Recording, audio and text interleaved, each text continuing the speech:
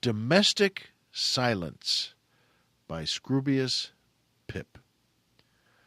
Let me introduce a recluse with his neck in a noose that went loose as he slipped out. He didn't have a clue what to do with his new lease of life. It was a lease he never took out. You see, he'd never really had a grip on life, never had a family, no kids, no wife, no real friends, no social life. His life was a concise, silent night. At the factory, in fact, he kept himself to himself. His existence was distanced from everyone else. He didn't interact with the pack, never had done. He didn't feel the need to impede on their sanctum, and they didn't impede on his. If they needed anything, they'd leave a list. After a while in that place, he didn't seem to exist. And that didn't seem strange. It just is what it is. Sometimes he'd find a whole week had passed since he last took a gasp, and words were cast. On his days off, he'd wondered if he'd gone deaf as he drifted in silence, no noise, no mess.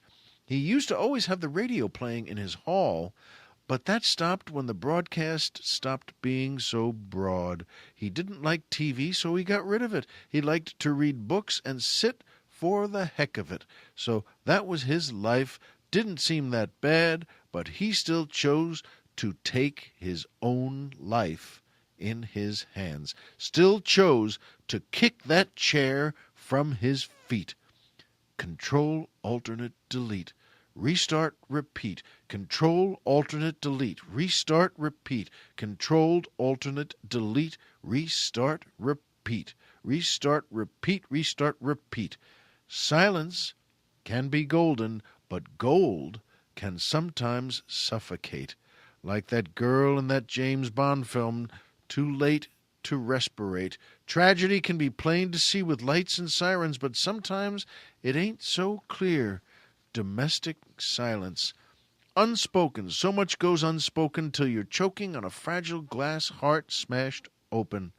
With this near miss, his eyes would either open or sink deeper down into a silence never broken. Forsaken isolation and silence all around you.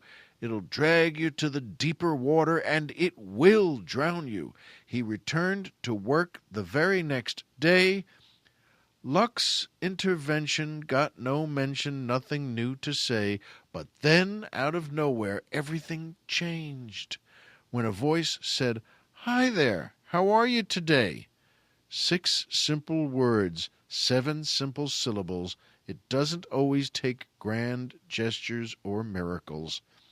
When, in the world, a hiding place can seem grace and free from pain, but umbrellas keep out sunshine as well as rain.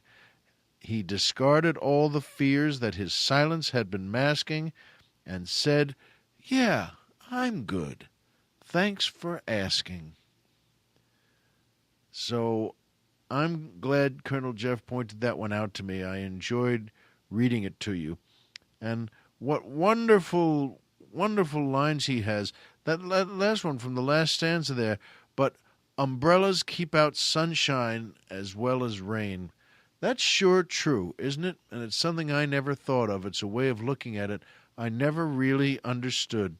And so I guess I want to say to Scroobius Pip, and that's as real a name as any he could pick, you know what? Thanks, pal. Domestic silence is good, and it's very good. And I'm glad I could read it on the air